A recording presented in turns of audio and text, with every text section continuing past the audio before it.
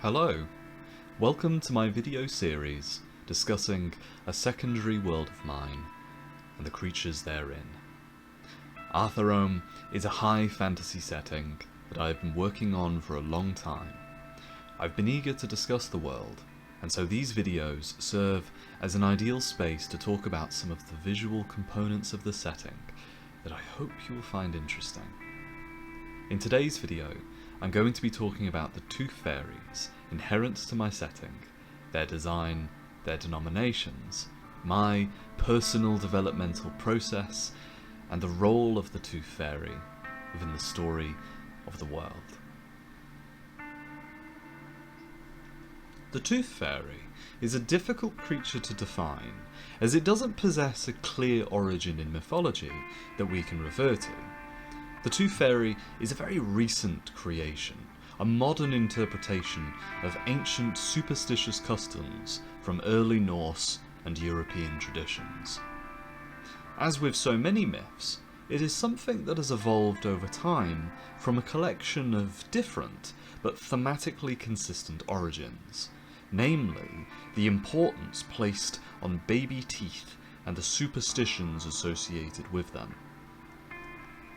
One such Norse tradition suggests that when a child loses a baby tooth, it should be buried to spare the child from hardships in the next life. Another suggests that Vikings would carry their children's baby teeth as a token to give them good luck in battle.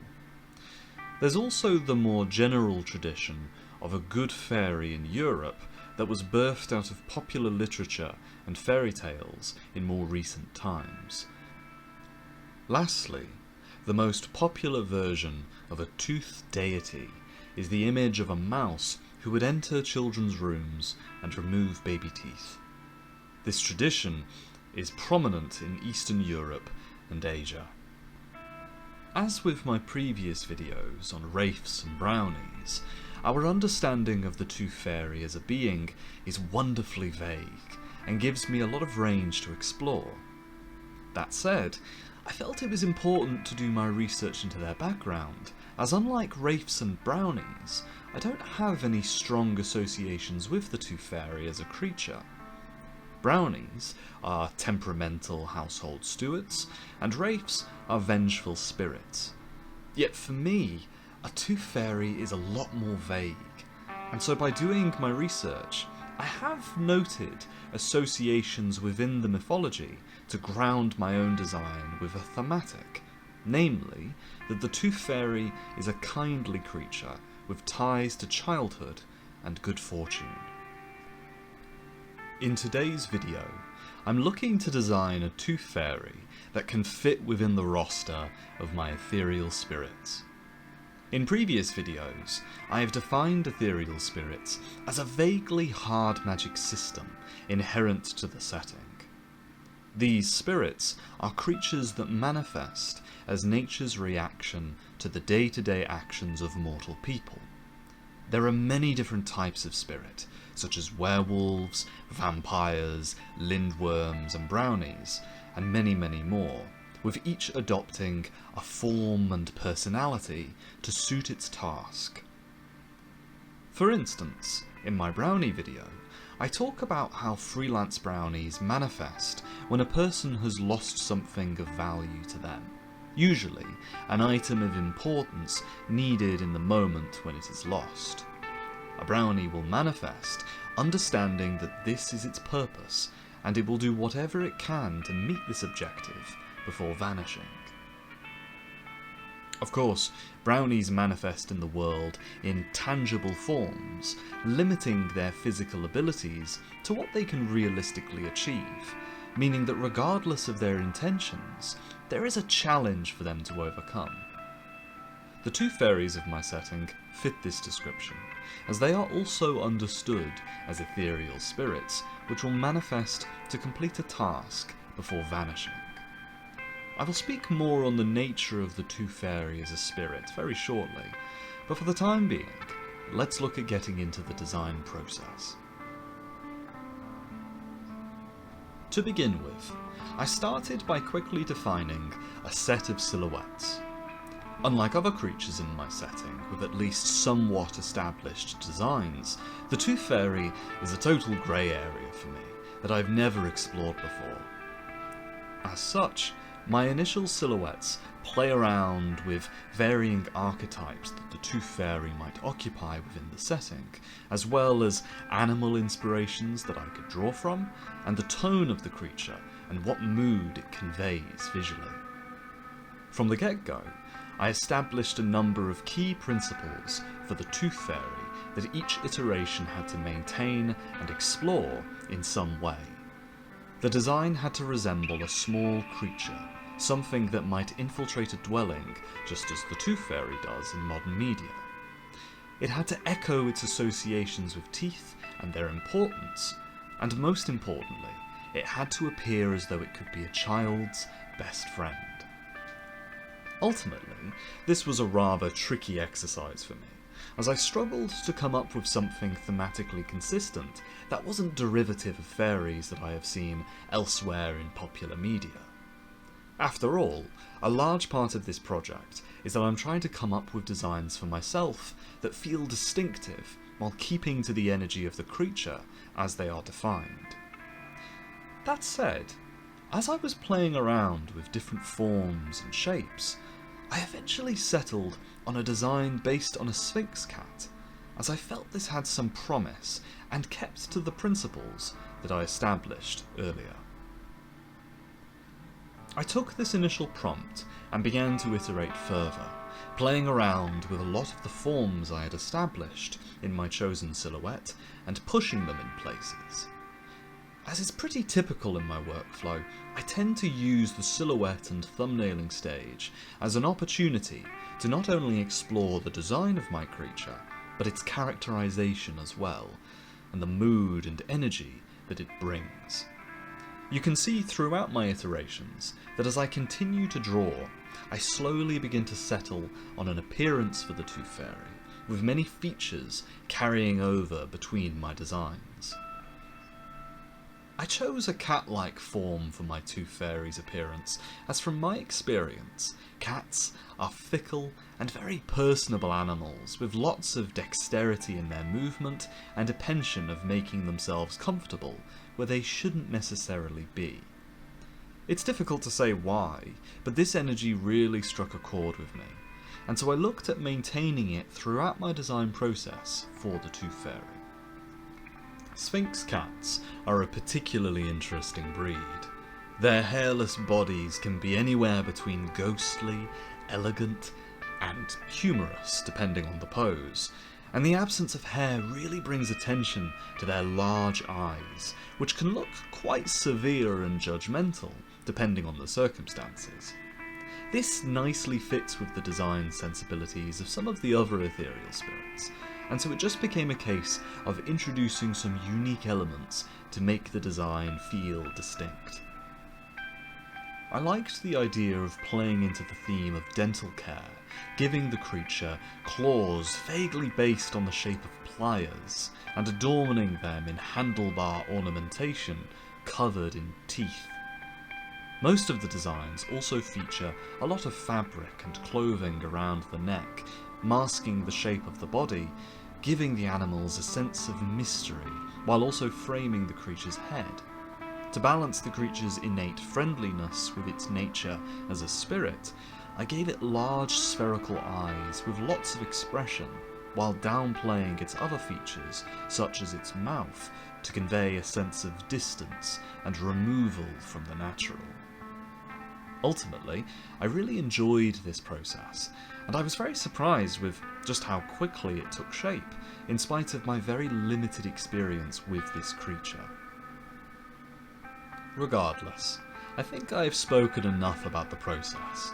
Now let's get into the narrative importance of the Tooth Fairy, its denominations, and its role as an ethereal spirit within the world of Artisan. To start, let's look at the Tooth Fairy Burglar. Tooth Fairies, or Custulio Buada, are a rare form of ethereal spirit, categorized as Mitis Imatrine, a word which means kindly wraith. They are particularly unusual creatures, even among ethereal spirits, as it is understood that unlike every other kind of spirit, tooth fairies do not manifest as a reaction to the day-to-day actions of mortal people, but rather the actions of other spirits. While other spirits typically appear as a single individual, isolated to one specific instance, instigating their manifestation, tooth fairies are social spirits that manifest in small groups at the exact same time. They typically number in groups of 10, with 9 functioning as tooth fairy burglars, serving a single individual, a tooth fairy artisan. Now, while we shall speak on the artisan shortly, it's first worth defining the role of the tooth fairy burglars. Once they manifest within the world, it is understood that a tooth fairy's primary duty is to search far and wide for even the smallest ounce of meteorite ore. This might seem strange to you and I, but there is a purpose to this bizarre behaviour, as well as some intense challenges. You see, a tooth fairy, while spiritual, possesses a physical body with physical limitations, and so recovering any kind of meteorite ore has its challenges. In ancient days, it is thought that their groups of 9 would split up, searching far and wide for any signs of starfall, scrounging and stealing meteorite wherever they might find it, whether it mean digging into vast quarries or raiding an astronomer's study. This is largely how they earned their name as burglars, though it is not necessarily a practice that they continue through to the modern day, and certainly not how they earned the title of tooth fairy, as this would only come about as their quest for meteorite led the spirits into contact with a rather unusual benefactor. It is unknown when this meeting took place, or what circumstances occurred that led to such an unusual agreement. However, what is understood is that at some point in ancient history, when the empires of the East and West were in their infancy, the artisan fairies and their tooth fairy burglar counterparts met en masse to commune with a first cause. They encountered the steward Pergonon Esinta, goddess of luck, fortune, chance, and karma. Pergonon struck a deal with the artisans, promising them enough meteoric material they might ever need, given to them in installments throughout their existence. In return, the goddess requested that the tooth fairy burglars make use of their home invasion talents for a very different purpose. They would infiltrate a dwelling and retrieve lost teeth from mortal people after they have fallen from a person's gums. You see, across Artherome, teeth hold special importance. Each tooth, depending on its role, its age, its condition, and its placement within the jaw, can be read to interpret an individual's fate. Teeth retain some of the primordial soul stuff of the outer reach, and are akin to star signs. Thus, when a tooth is removed, its message can be read, though mortal people are largely unable to do so. As such, considering the deal struck with Pergonon, fairy burglars of the modern day are known to quietly infiltrate a dwelling, retrieve a tooth, and leave behind a coin inscribed with a literal reading of the tooth's value and an inkling as to the fate of the individual. The mortal teeth are then given to the goddess of luck for safekeeping, in return for meteoric ore plucked directly from the heavens, at which point a fairy burglar will return with haste to their artisan masters. This behaviour would coin them the name of Tooth Fairy, and would also incite a shift in their temperament. Before the deal with Pergamon, tooth fairies were seen as pests, thieves and burglars, known to rob houses in the early hours before fleeing away into the night with precious and rare metals of unknown value. Now, their behaviour has softened their perception, as they rarely steal and are more likely to give precious coins in exchange for teeth, given that Pergamon's promise is a guarantee for them rather than an exhaustive search. Given that baby teeth fall out much more regularly, tooth fairies are known to frequently visit young children, with many infants encountering the same spirit repeatedly throughout their childhood as they develop. Tooth fairy spirits that visit the same child repeatedly will eventually make their presence known, revealing themselves so that they might play together as friends. It is even believed that should a tooth fairy burglar meet the desired quota for its artisan master, they may choose to remain in the world, taking the form of a hairless cat, and stubbornly insisting themselves into the lives of the people that grew up with a fairy as their imaginary best friend.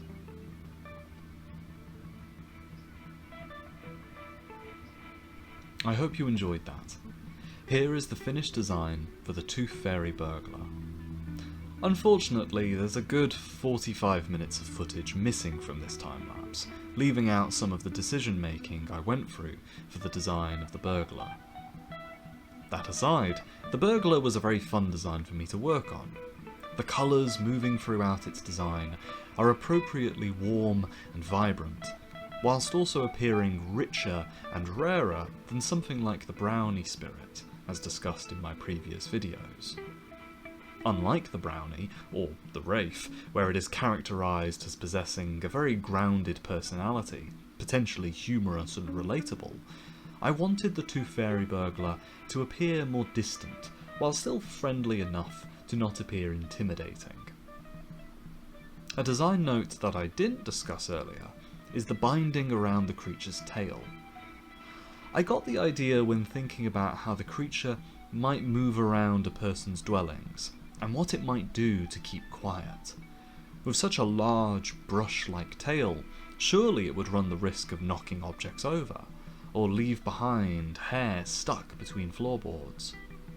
As such, the two fairies orchestrate a level of spatial awareness, binding their tails close so as to not disturb the sleeping homeowners.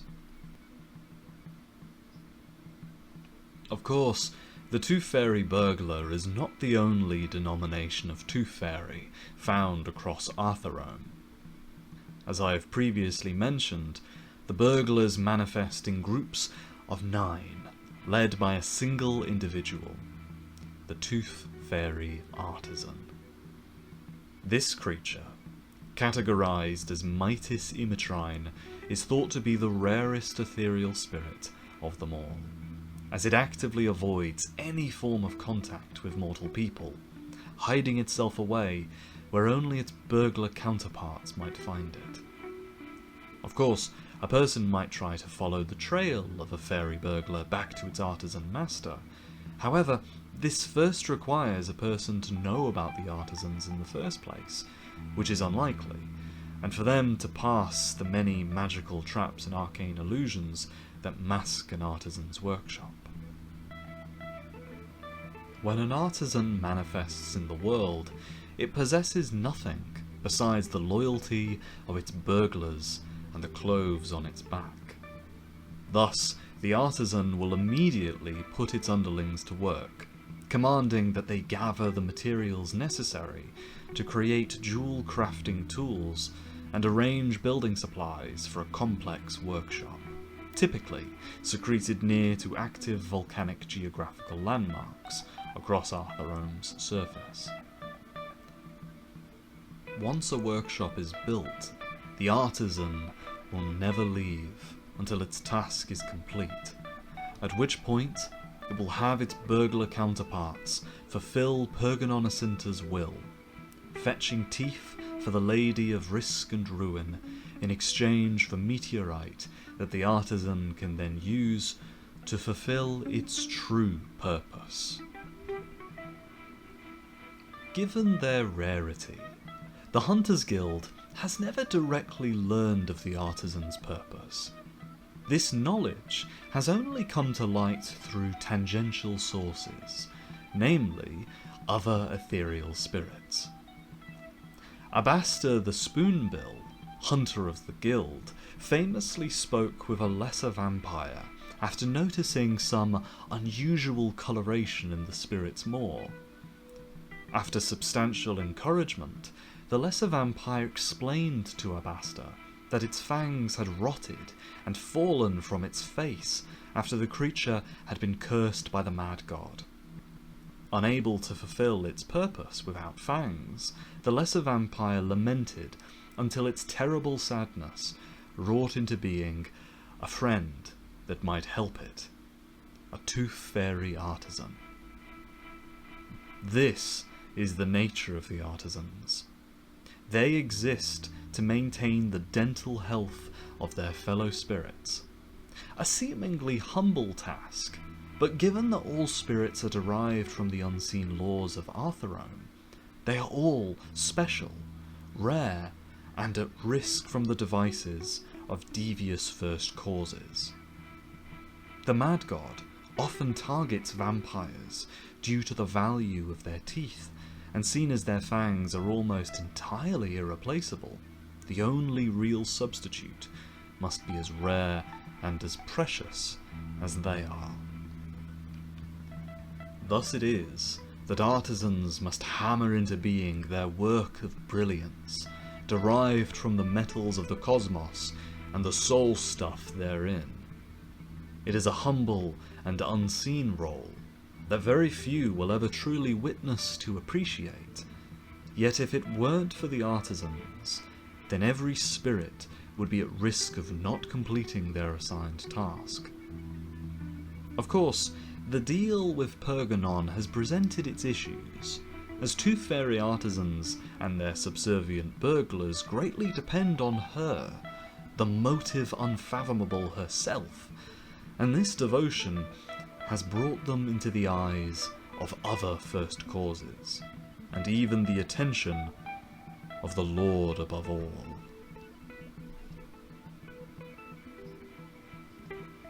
I hope you enjoyed that. The Tooth Fairy Artisan is a bit of an odd design, with some extreme deviations between it and its Burglar counterpart.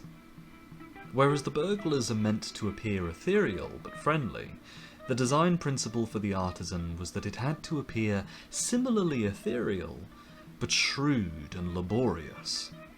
The creature is a craftsman, and it is incredibly rare and hard-working.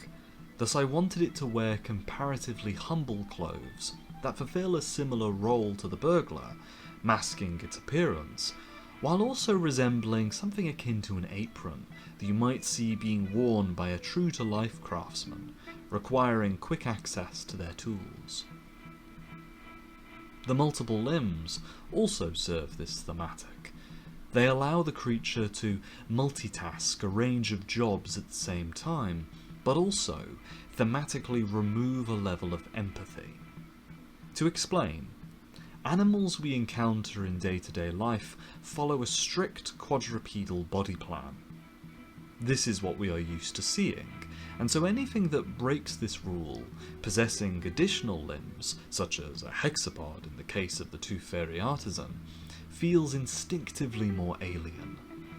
The only exception to this are invertebrates, but even then, they also tend to feel very alien in their own right. I decided to use this understanding to make the Artisan feel a touch less relatable, playing into its much more isolated nature. And so here are the finished drawings of my tooth fairies. Very quickly, there are some small design notes present in these designs that I'd like to elaborate on. Firstly, there's the ears.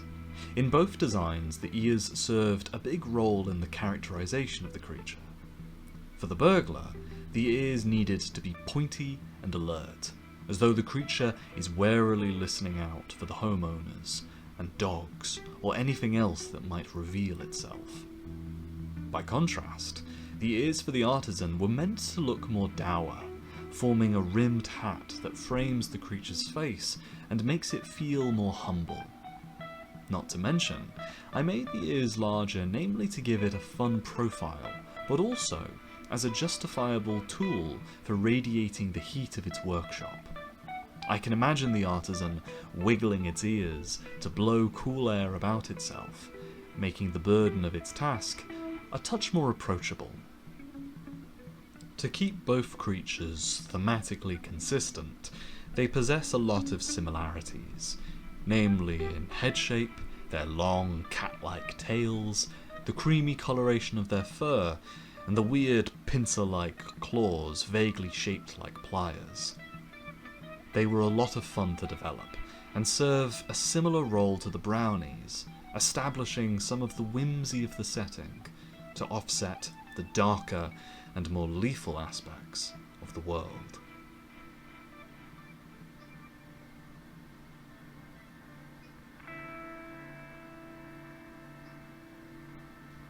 Anyway, that's all for my Tooth Fairy redesign for the time being. I plan to come back to these creatures sometime in the future, and give them some more attention. The Tooth Fairy as a creature in my setting is a much more recent addition, and so I hope to consolidate their design by defining one of their named characters, such as Pokgovishka, devout of the Fox of Many Hands. However, that is a story for another day, as in the meantime, I've had a ton of suggestions that I hope to work through. If you are at all interested in supporting me further, please follow the link in the description to my Patreon. That said, thank you for watching. If you have any suggestions or requests of things you'd like me to draw, you can leave me a note in the comments below. Thank you. See you in the next one.